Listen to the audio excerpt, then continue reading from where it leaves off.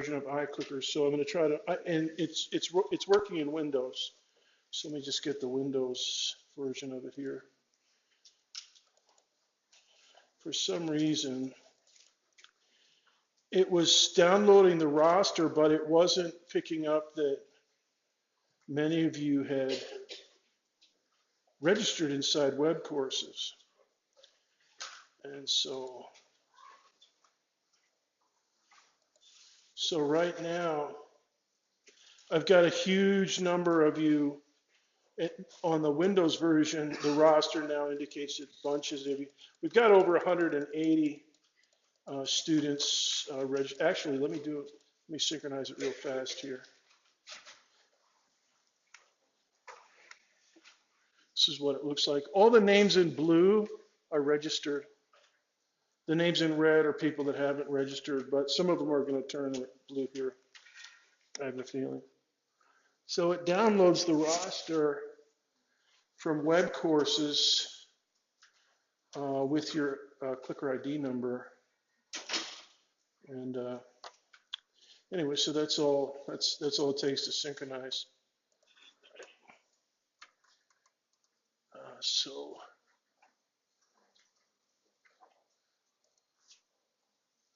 Okay, now let me switch over to the laptop. Let's get ready with lecture. Okay, so I'll be running the laptop. I'll be recording lecture on my PowerBook and then running the clicking off this Windows box, which I've done many times before, so it's no big disaster. Every man must decide whether he will walk in the light of creative altruism or in the darkness of destructive selfishness. Dr. Martin Luther King Jr. Good. Long may he reign. All right. Supplemental instruction schedule, just to reinforce. You can jot this down. It's going to be all over the place. Today, 4:30. Wait a minute.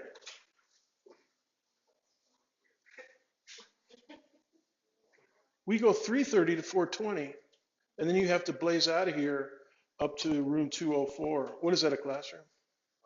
Is it a classroom? Yeah, it's right there. Yeah, it's right up, one floor up. Anyway, so this is good. Everything's up in 204 except for Tuesday over in Nicholson. Have you been over there yet? Yeah, I've been there. 114. Yeah. All right. So anyways, that's the schedule. And I'll probably be putting that on the very front page with the outline and stuff. A couple things from the syllabus I didn't finish. By the way, raise your hand if you got in at midnight into the class. 1, 2,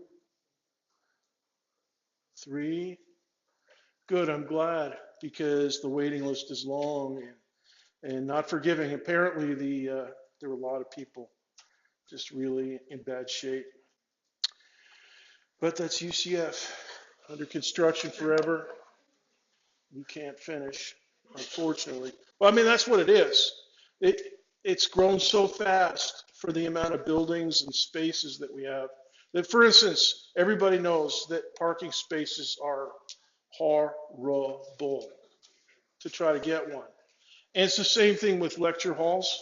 And in this class, the big factor is the number of labs that we have set up with Physics 2053 equipment. Okay, if we had another 2 lab rooms, we'd probably be able to get everybody in, and instead of having this insane waiting list of 300. But things are getting better. All right, exam procedure. We talked a little bit about this last time. As is customary, if you take all 3 midterm exams, we'll drop the lowest score, keep the best 2. Now that's not, it may appear as me being a nice guy about it, but really what it is a attendance management technique, so that most of you will have at most 1 exam absent. That's how we handle them. So it works out okay though. So you have to bring a number 2 pencil and a good eraser, plus the UCF Scantra on the raspberry colored one. And that is the one with 50 on the front and 50 on the back. So if you're used to taking classes over in business, they have a different Scantron. No, don't use that one. Use the raspberry flavored one, or raspberry colored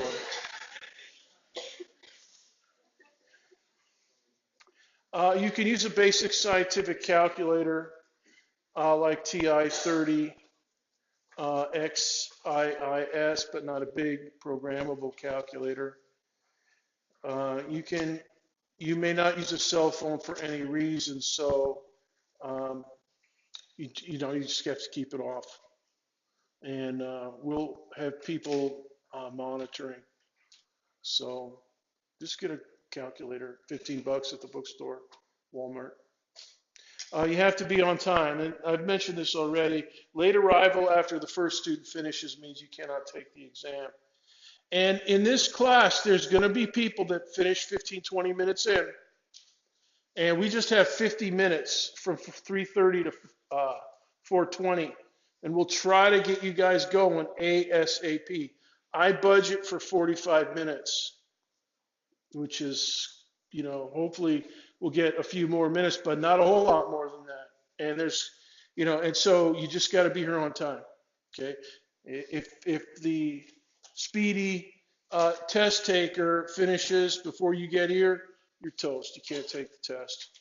And every semester it happens, so just try not to let it happen to you. Okay, so no cell phones allowed, so no cell phone calculators. You've got to have your own separate calculator, not the cell phone. All right. Now, a couple other things about attendance policy.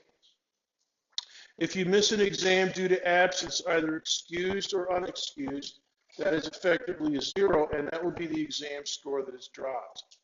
And then the other 2 exams you do take will be your best 2 scores because they're the only 2 scores that you have. I don't give makeup exams neither late nor early. Okay, the only exams I give are on this schedule. All right, so and I don't budge. I just don't do it. So there's no need to even ask me about it because the answer is always going to be no.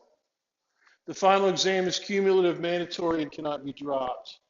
So the droppable exams are midterms, but the final everybody's going to take. Okay. So make sure your schedule is clear on Friday, April 26th. And we go until 3:50. So just clear the decks until supper time, and because you're going to need all the time that you get from 1 o'clock until 3:50. So, and here's the special conflict that over the years I've noticed, and that is students that have an off-campus job. And I already know that there's somebody that here, they emailed me today and they say, Dr. B, I can't make it on class on Fridays 3 to 5 because I work 3 to 5. That is bad.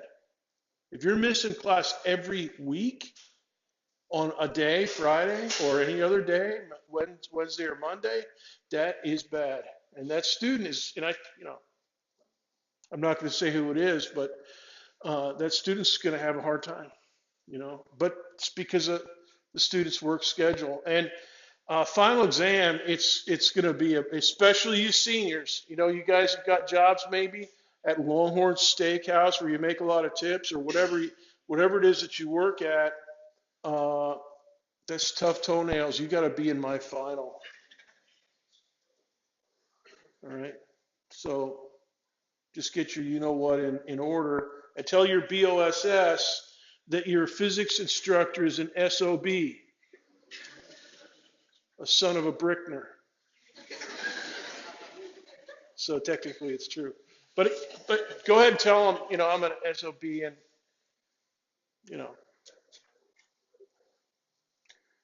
So that's the thing about the final. So just be here for everything. Be here for every exam. Be here for every class, and everything should.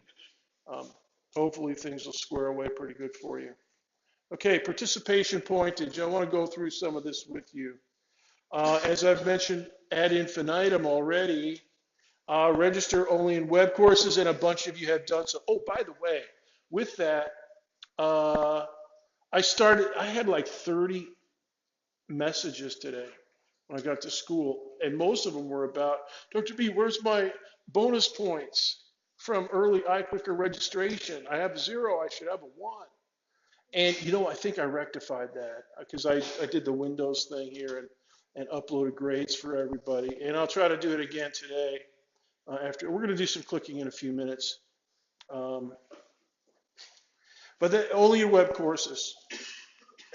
All right. Now, if your iClicker 2 is not registered through web courses, you'll get Go Nitro, and you'll be able to click numbers in. I just don't know who it is. Because if you're not registered, all I see is your clicker serial number, and I don't know who that is, until you register through web courses. Then I know. All right, so if you want to get pointage for your semester grade, and it's only 5%, so, but still, if you want that, you got to register through web courses. Question? No, you had a question. Oh, you have a question. Rachel.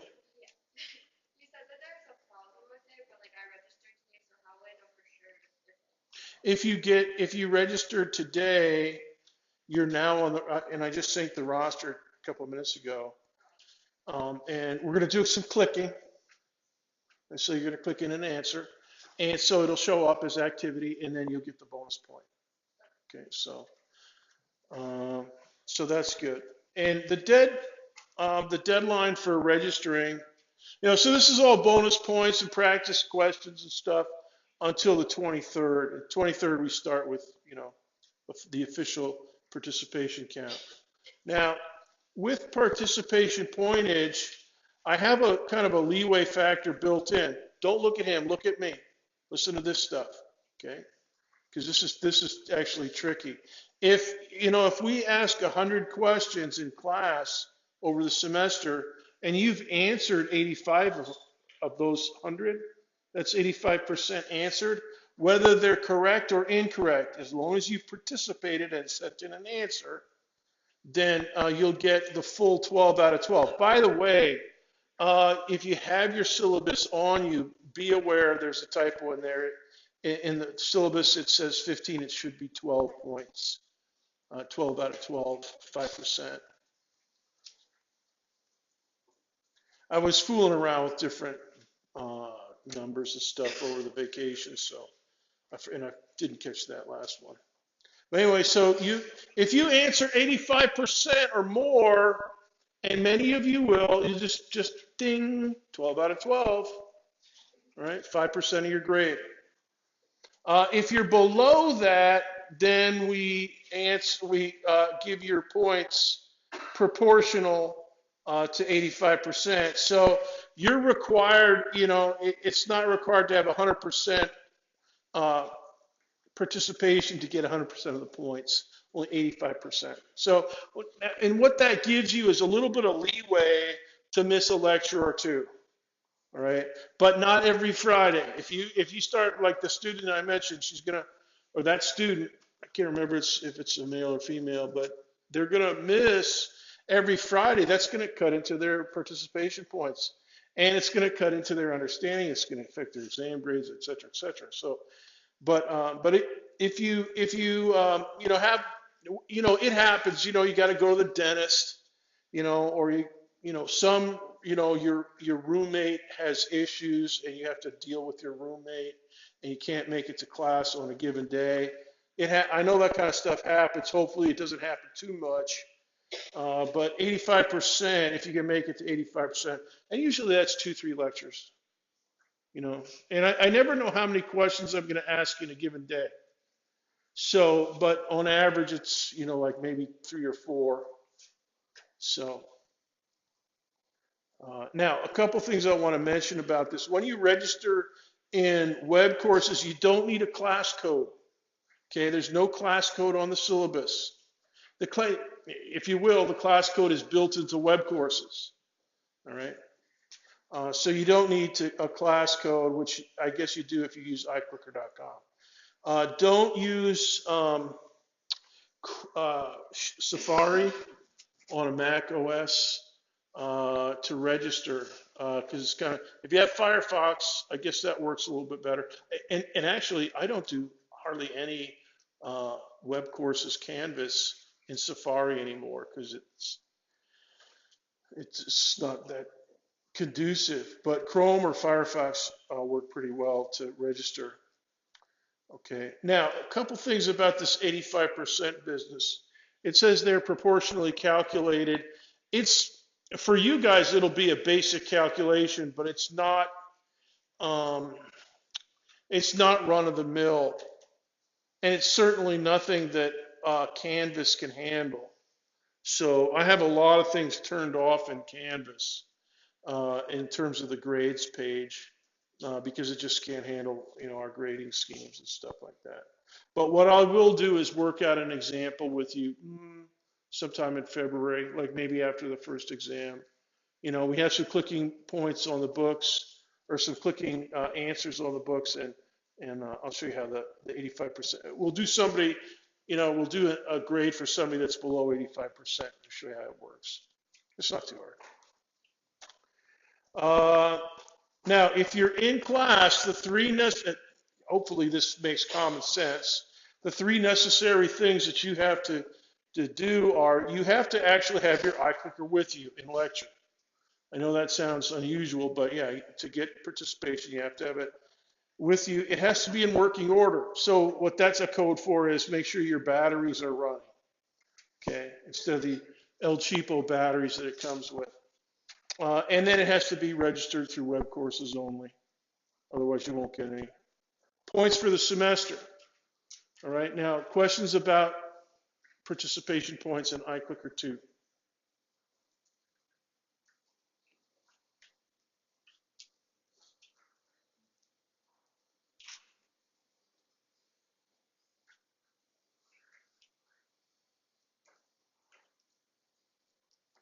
This is the iClicker 2. It's the one that has the display screen. And we're going to use that today to help us type in some numeric answers for a calculation. So that's why we use iClicker 2. You can't use iClicker 1. All right, so just to review, here are the tasks that we will do, exclusive of occasional bonus point activity. This is the regular points. Okay, the lab is 48 points, and that's just basically whatever percentage your lab TA gives me, I'll multiply it by 48, and that's how many points you get. Midterms, 36 points each, and we'll take the best two, so 72 out of 240, that's 30%. Homework is 36, same weight as one midterm.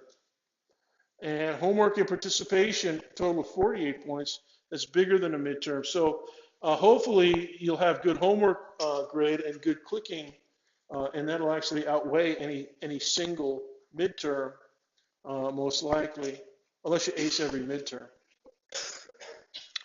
Final is 72%. Now the semester letter grades are based on 240 points possible for the semester. But if you want to estimate where you are at any point, just go by percentage, 90%. And so 216 out of 240, that's at semester A. And 180 out of 240 is a semester B. That's 75% of the pointage. And this middle column, the points, you would add in any bonus. Like some of you have got early iClicker registration bonus, right? So that goes in. And hey, you guys, that goes into the numerator when you're calculating the percentage, but not into the denominator.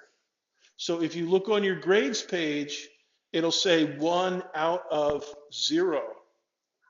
And that signifies that it's a bonus point because it doesn't, the out of number goes in the denominator stuff. So C is 60%, 144 points. D is half the points, 120. And F is less than that. And there won't be many of you that get Fs. There'll be a few of you that pull Ds, but I want everybody in here to shoot for the top 3 grades, and I'm going to be pushing you to do that, and I know you'll be pushing yourselves as well. Uh, so, any questions about grades and stuff? Yes, Martin. So 60% will still be passing then in this case? Well, 60% is a C, so yeah, that's considered passing, I think. I don't know.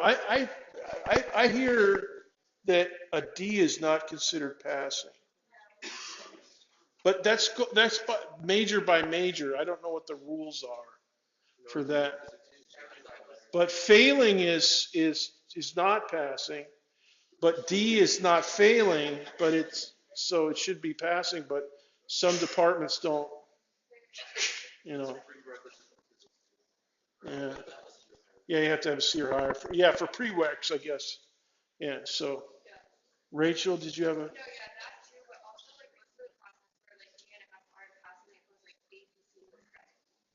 Oh, ABC, no credit. Oh, by the way, there's some weird grade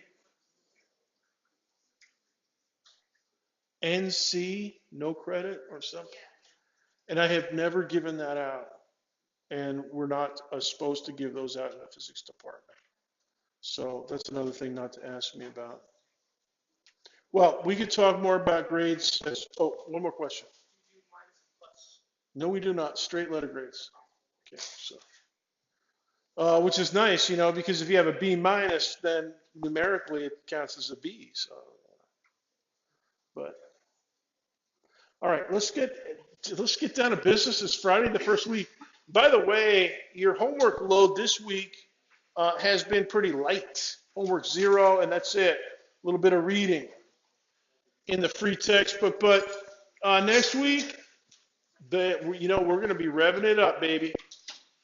And next Friday, this time a week from now, you will have turned in your first written homework problem. And hopefully you will have done a bunch of the study problems that I suggest in addition to the written one that I assign. So, motion in 2 dimensions. Galileo was trying to figure out a way to predict the future state of, like a cannonball projectile motion. Example, in the modern day, we don't really talk about cannonballs too much, but baseballs, yeah. And there's the fancy-dancy equation of motion for the y coordinate of an object in free fall, projectile motion. And here's the velocity. We give a little arrow up here to the baseball, but you know what? This arrow, don't draw it in that way, because the velocity vector has to be tangent to the path. Go ahead and make a note of that. Velocity vector must, and that one's not tangent to the path. So let me swing it in. All right, there we go. All right, so anytime you draw on a velocity and you have the path, it's going to be tangent to the path. Now, if you have just a straight line motion, it's directly along the path. But this one's kind of tangent to the curved projectile motion. Now, that's a simple system. We want to know all about how those things move. But here's another system that we want to know all about. The rhodopsin molecule, protein rhodopsin, which is in your eye, in the retina of your eye. This is the one that permits you to see. There's a submolecule in there, and I'm not an expert on proteins and stuff, but I suppose some of you are semi-experts. There's a molecule in there, I don't think you can see it in this view anyways, called retinal. And retinal is the one that we're going to talk about when we get to towards the end of the semester. And towards the end of Physics 3, hopefully, you'll have a real good understanding of what the molecule retinal is and all other molecules are doing. So predicting the evolution over time of a physical system, whether it's a baseball or a rhodopsin molecule or anything else, even a galaxy, it requires some systematic thinking about space-time. And you know, Einstein's the one that proposed the theory that the universe that we live in is a four-dimensional space-time, in which we have the three spatial dimensions and one temporal dimension, time, the fourth dimension. And so let's get down to business. And everything that we do is going to be studying. Oh my goodness. My animation is all blooped up here. All right, ignore that stuff down the lower right for now. Yeah, I got to fix that. That's all right. So we're going to study the motion of an object that moves from point A to point B. As simple as simple as you can get. You know, point A to point B. And you know, so what we're going to do is just build it up from the very basics. And we're going to follow some of the ideas in the textbook. Here's one that I like. In order to describe the direction of a vector quantity, you know, like a velocity vector, an arrow that represents speed and direction, you must designate a coordinate system within the reference frame. All right, so my reference frame is this slide. So let's set up a coordinate system. And what is a coordinate system? Well, an embodiment of a coordinate system is just good old graph paper. There we go. Can you see it? Graph paper. All right. And let's blaze in some coordinate axes. Here we go. And I just parked it so that the origin is down on the lower left. Nothing fancy. You can put it wherever you like as long as you stay consistent with it and, you know, do all your math in accordance with what you decide. And so there's the y-axis over here. Down here on the lower right, that's the x-axis. And then you got to decide, well, what's your distance scale? You know, you've got a bunch of graph paper blocks, but what is each block worth? Is it worth a meter, a mile, or maybe a nanometer? Now, a nanometer is something good for measuring molecules and atoms. Miles are good for something like a municipal scale, cities and towns.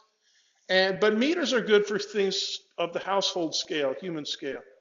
You know, so for instance, everybody here is well, I don't know about everybody, but you know, because I haven't seen all of you standing up in a line, but I'm guessing that everybody in here is at least 1 point something meters tall. Oh, well, I think there's a few petite people in here, but hopefully most of you are more than 1 point something meters tall. Anyway, so we're going to do that. We're going to do meters here. All right. But, you know, if we were trying to study rhodopsin and retinal, we'd go nanometers. That's 10 to the minus 9 of a meter. So we're going to do meters. So let's just count blocks. Okay, point B is out there. In this coordinate system, 44, 24. All right, 44 blocks to the right of the origin, 24 blocks up from the origin. And point A, 8, 16. All right, so that's nice. You know, and so let me get rid of this. So here's the straight line motion.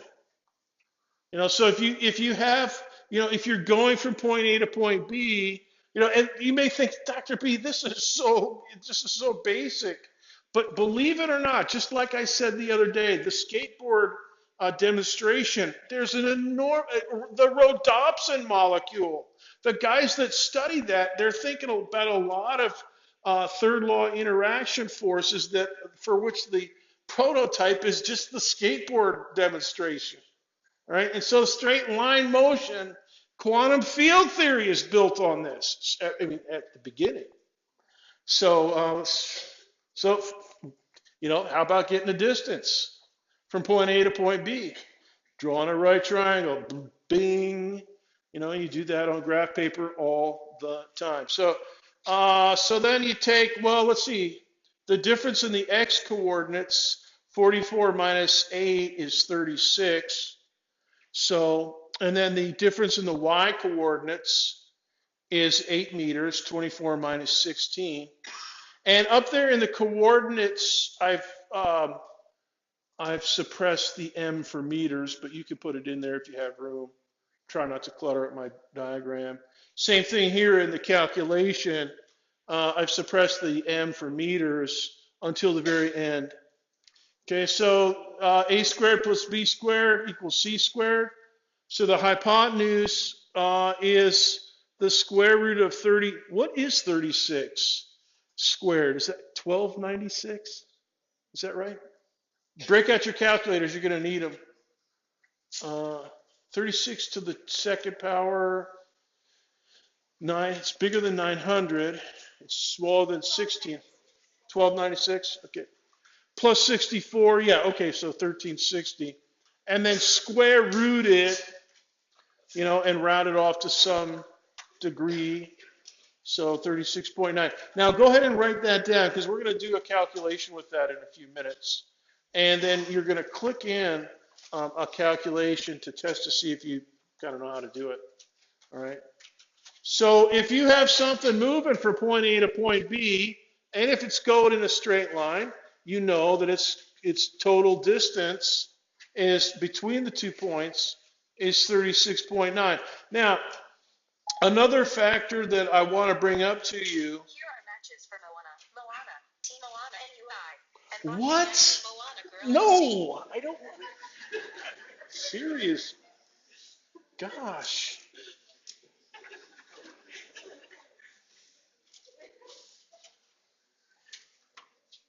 Team Moana, I don't even know what that is. Now, where was I? All right, if an object moves relative to a reference frame, that object's position changes. This change in position is known as the displacement. Now, that's from chapter 2.1. And I'm going to try to take little pull quotes from the text and indicate where in the text they are, chapter 2.1 in this case, so that it'll help you study stuff.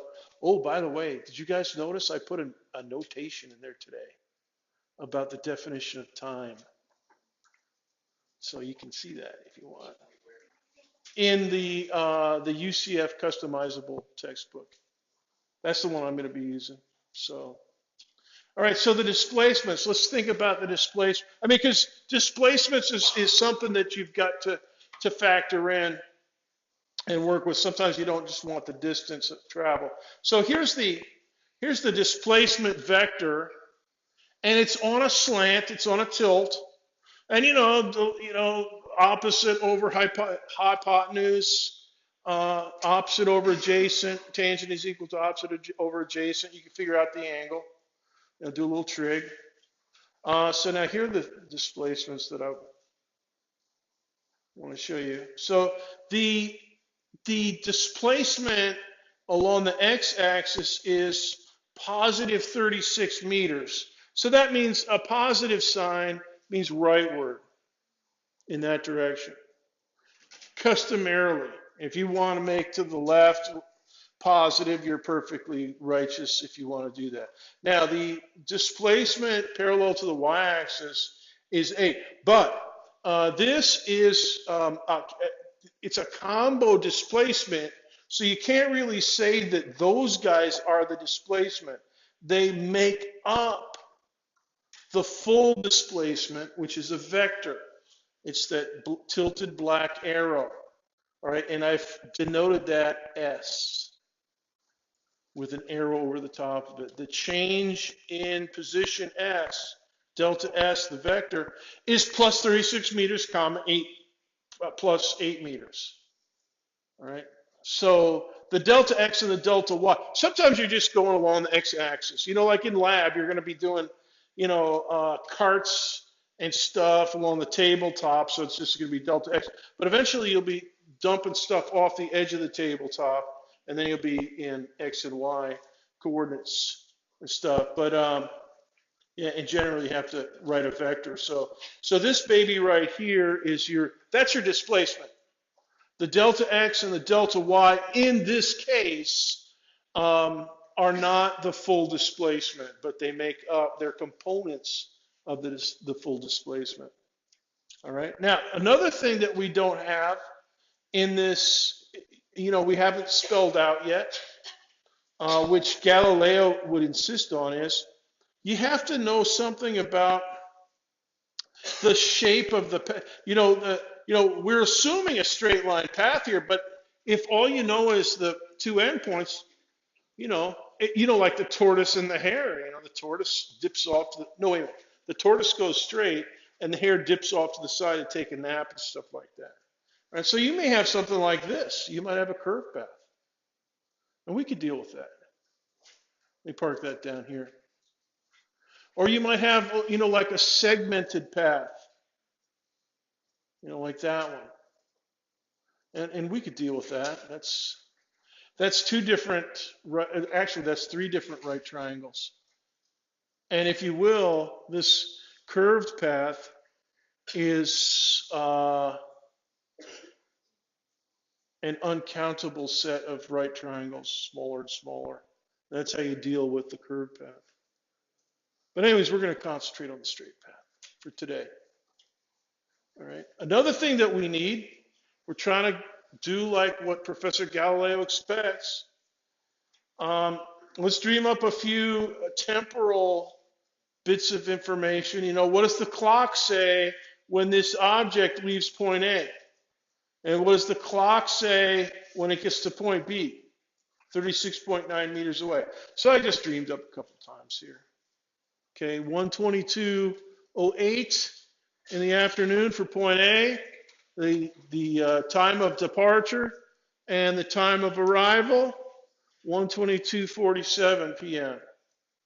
All right, so your elapsed time, the time interval delta t, is 39 seconds. And now we could put everything together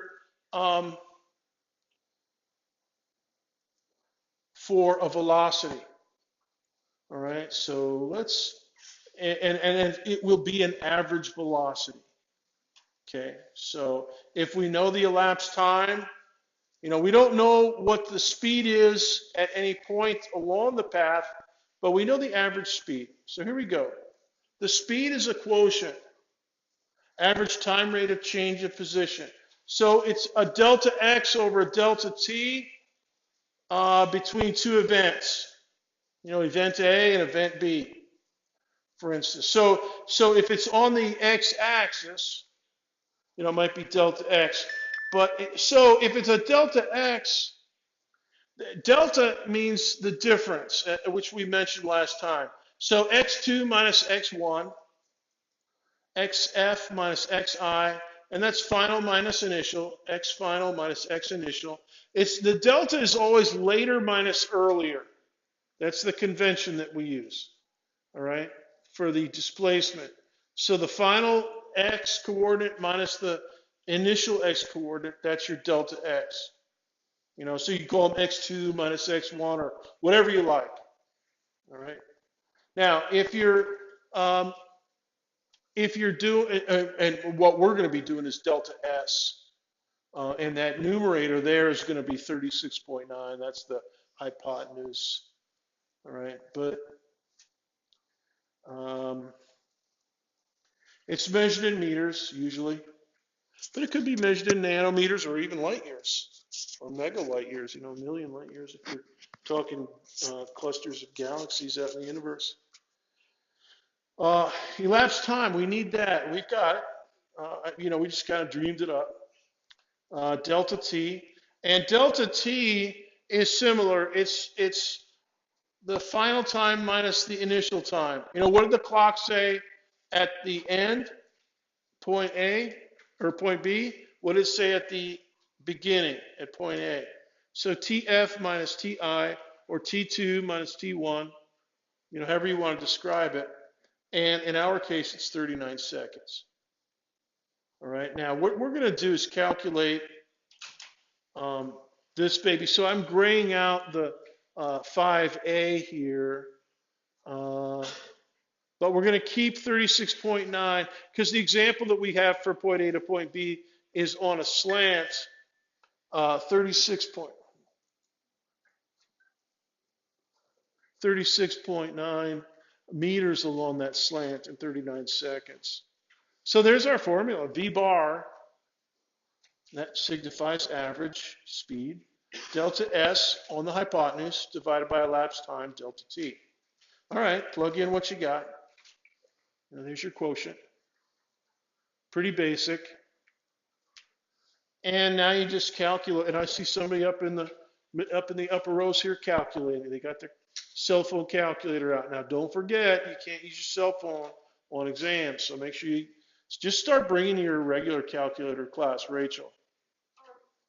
So if you had like a time that was in like minutes, you just have to convert it to seconds. Yeah, the question is, if you have a time in minutes, should you convert it to seconds? And the answer to that is you don't have to, but in this class, we're going to try to do meters, seconds, and kilograms. So this one's not, this is not greater than a minute. But I mean, we could, if this was 36.9 meters and it was a snail, it might take 47 hours. So then you convert that to seconds, and you get this, whatever the speed is. Yeah, but if it's like with meters, then you have to have it in seconds too. Yeah, meters and seconds go together. All right. So there's your answer. Now, what we're going to do is calculate. You're going to do a calculation here in a second. By the way, 1 meter per second is 2.24 miles per hour. So this, crow flying from point A to point B is kind of slow. That's like you strolling across campus, Martin. Do you have any particular routing rules particularly on exams? I'll specify and in fact, let's do a calculation on iClicker 2. All right, here we go. Now you're going to do it, and this will be pretty much the last thing we do in class today. Okay, and let me start the question. Now this is a numeric answer. So what you're going to get is go ahead and hit the refresh button on your clicker, and it will start you with the number 1. All right? And what you want to do is go up or down to select a different numeral, and then hit the send key. I want a whole number. All right? So do your calculation here quick. Okay. All right, hold on. This is my, all right, hold on a second. Do your calculation, I'll get this fixed.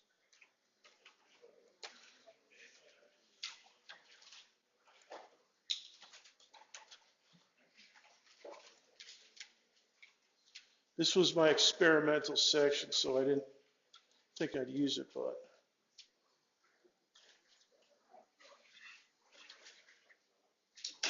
Okay, hit your refresh key. Anybody getting Go Nitro? Or turn it on and turn it off. You should be getting Go Nitro. And now, then hit the refresh key and it'll start you on the number 1. You got it? Okay. And then you use the up and down arrow keys to select, kind of like an old-fashioned cell phone where you had to hit the three times to get the letter F or whatever. Yeah, still DD. Turn it on, turn it off. Or turn it off and then turn it back on. Yeah, so round to the nearest whole number of meters per second. Just like in the blue box. See that?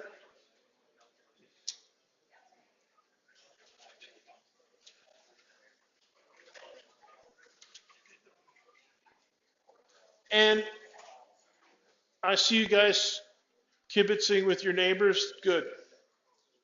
That's definitely good. And if nobody's sitting next to you, but if somebody's sitting next to you, definitely,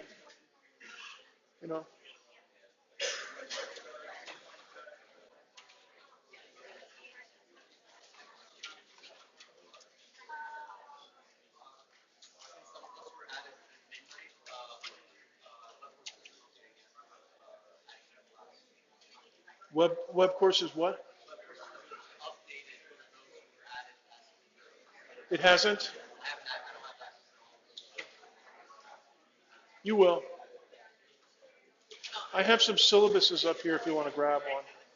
You guys that added late, I have some syllabuses up here you can get. Okay, let's hold on before.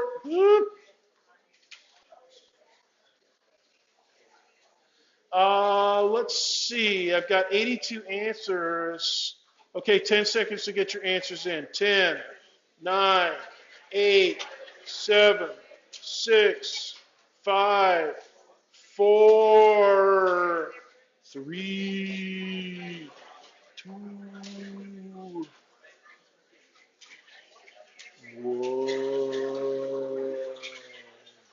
Hit the send key. Hit the send key. Put your number in it, hit the send key. All right, let's see what you guys got here.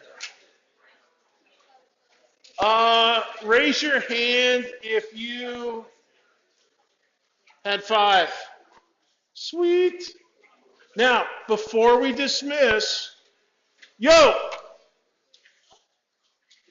before we dismiss, I'll just dismiss you with this question. Could you figure out the tilt angle of this vector? Using a little bit of opposite over hypotenuse and stuff?